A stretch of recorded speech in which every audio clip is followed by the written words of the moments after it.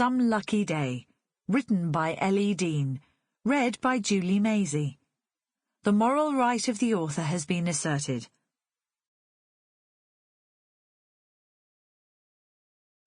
There were 166 women pilots in the ATA, Air Transport Auxiliary.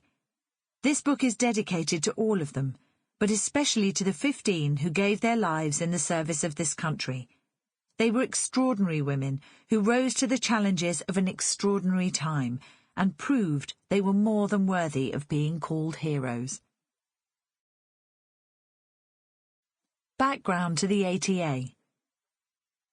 Churchill realised that only a vast superiority in the air could win the war. To this end, he sent a note to Sir Charles Craven, Secretary of State for Air, under the command, "Action this day," demanding the creation of an air force twice the strength of the Germans' Luftwaffe. Following this order, a gigantic chain of production was set in motion. The initial cost of producing this enormous number of aircraft was met by the Lend-Lease loans signed by President Roosevelt, and this continued until the attack on Pearl Harbor rendered the question of payment secondary and brought an end to America's neutrality. Combat pilots were now queuing up to join the RAF, but there was a severe shortage of ferry pilots to deliver planes and men to where they were needed.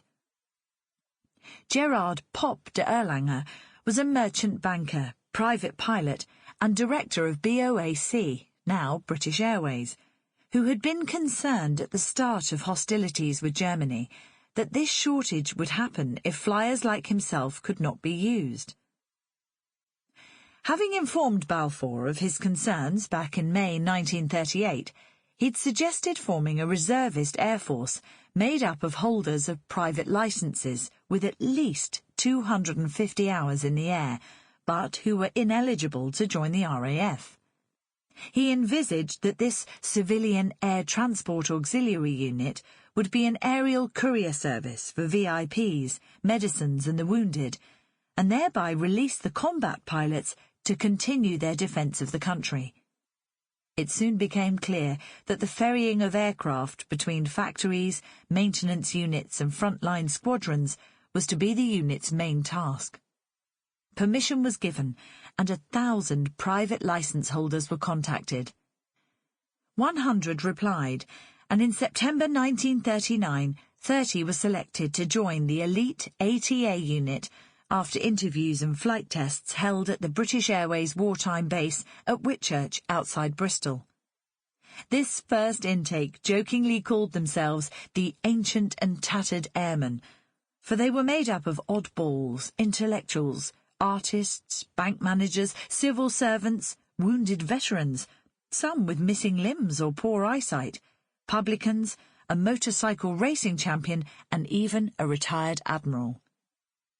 Some other recruits, enlisted at the same time, provoked consternation in the top brass in the RAF.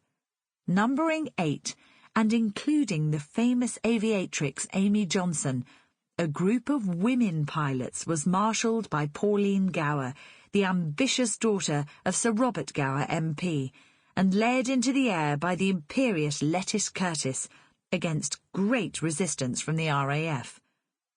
Having learned to fly before the war made them an elite within an elite, but like the men in the ATA, they were never formally attached to RAF units and were based in their own all-civilian pools and funded by BOAC for the first few war years. As their numbers swelled, their nickname soon became the Always Terrified Airwomen, but they were to prove they were far more formidable than their ancient and tattered male counterparts. The RAF considered women to be temperamentally or physically unworthy of the privilege of flying operational aircraft, and would allow them only to fly the open cockpit de Havilland Moths and later Miles Magisters. It took 2 years of determined canvassing by these women and their supporters before they were permitted to fly fighter planes, and 5 before they were allowed to fly them to Europe. These pioneering women pilots came mostly from titled or wealthy families and knew each other not only through school and high society Sample complete. Ready to continue?